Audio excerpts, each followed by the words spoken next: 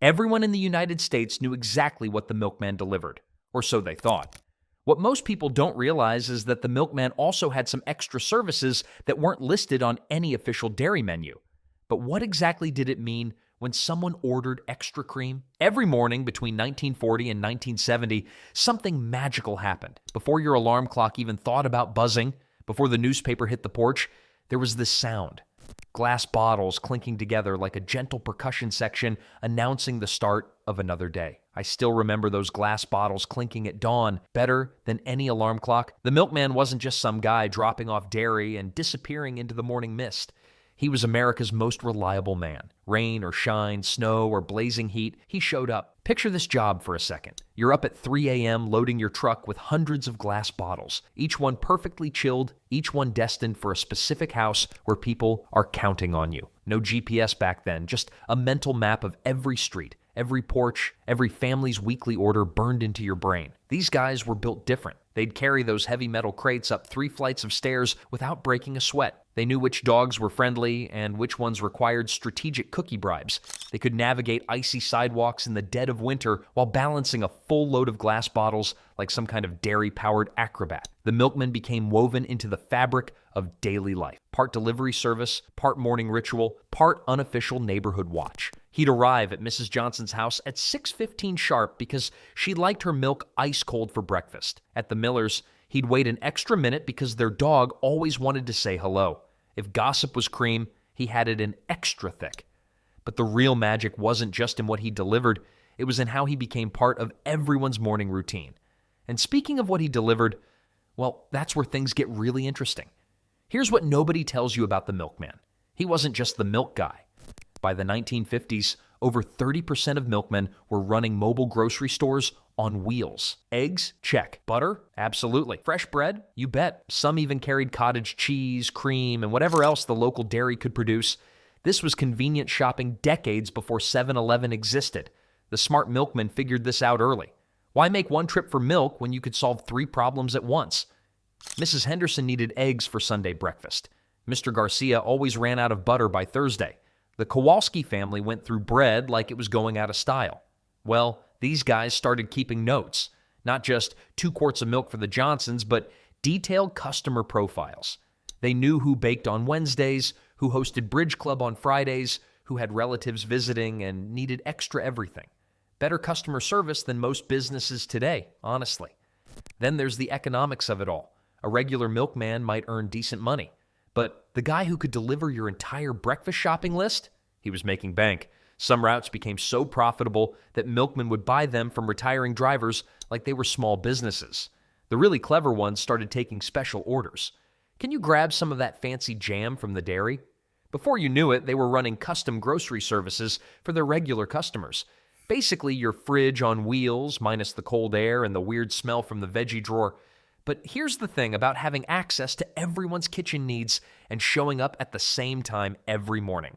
You start noticing patterns. You start seeing things. And boy, did these guys see things. The milkman knew everything. And I mean everything. He wasn't snooping. He was just well-informed. When you're showing up at the same houses every single morning at the crack of dawn, you develop a 6th sense about your customers. The Hendersons always had their lights on by 5:30 a.m., but this week they've been dark until 7. The Millers usually left 2 empty bottles, but lately it's been 4. Mrs. Patterson's car hasn't moved from the driveway in 3 days. These guys became walking neighborhood databases.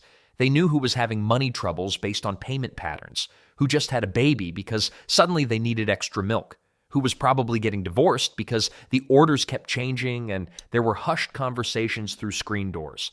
But here's the kicker. People actually wanted to talk to them. The milkman became the unofficial neighborhood therapist. Housewives would time their morning routines just to catch him for a quick chat. Oh, you're early today. Have you heard about the Johnsons? Next thing you know, he's getting the full story about the Johnsons' son dropping out of college and their daughter's engagement. He didn't have a podcast, but he could have hosted one called Milk and Mayhem. The man was basically running a one-person news network, collecting stories from one end of the route and accidentally sharing them at the other end. Not maliciously, it just happened. You spend enough time chatting with people and information starts flowing both ways. Let's not forget the notes left in milk bottles. Pure gold. "Please bring extra cream. My mother-in-law's visiting," told him everything he needed to know about that household stress level for the week. But sometimes these morning visits became a little more personal, and that's where the real stories begin. All right, let's talk about the elephant in the room.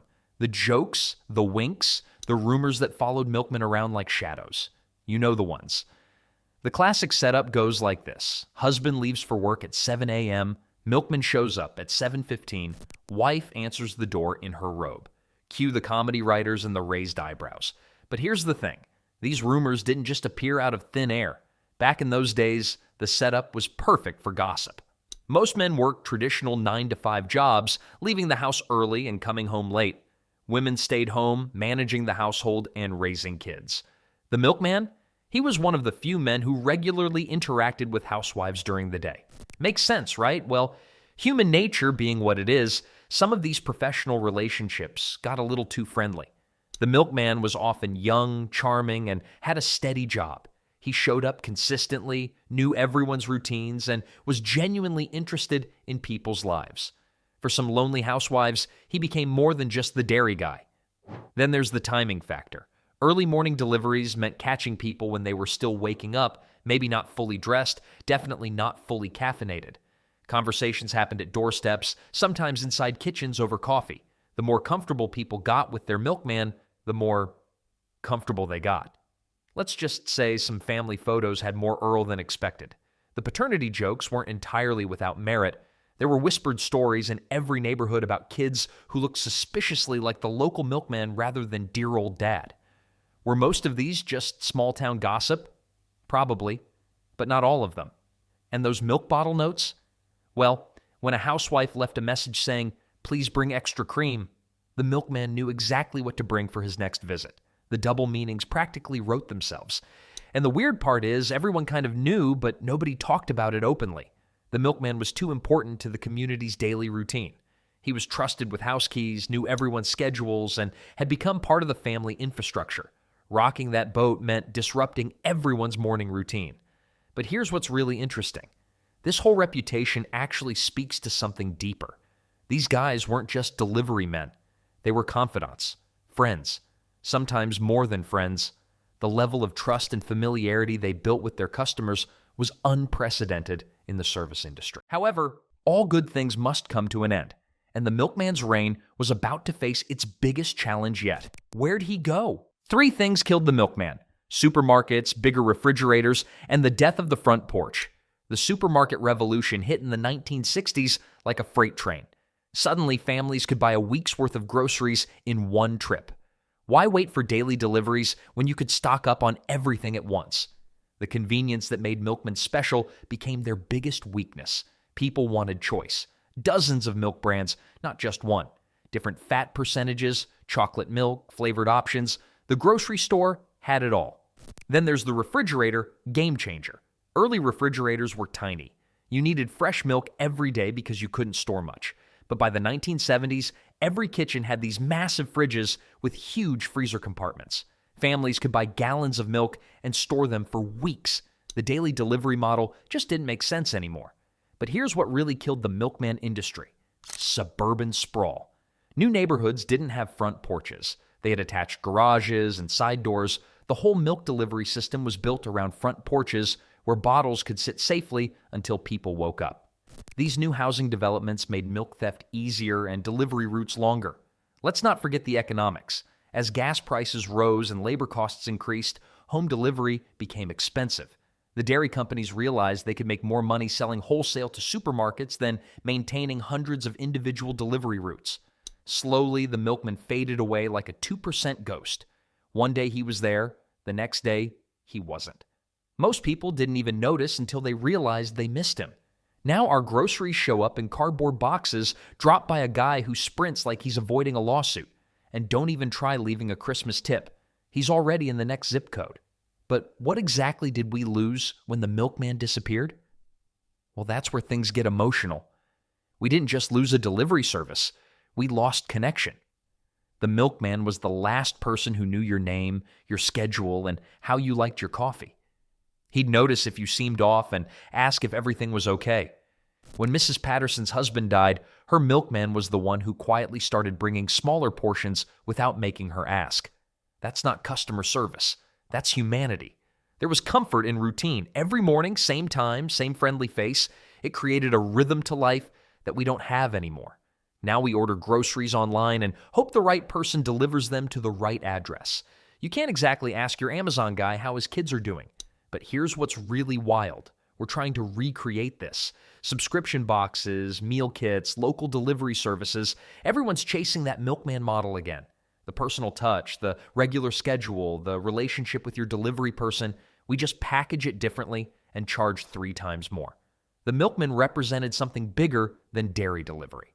He was proof that business could be personal, that service could mean actually caring about the people you serve, that showing up consistently day after day builds trust that money can't buy.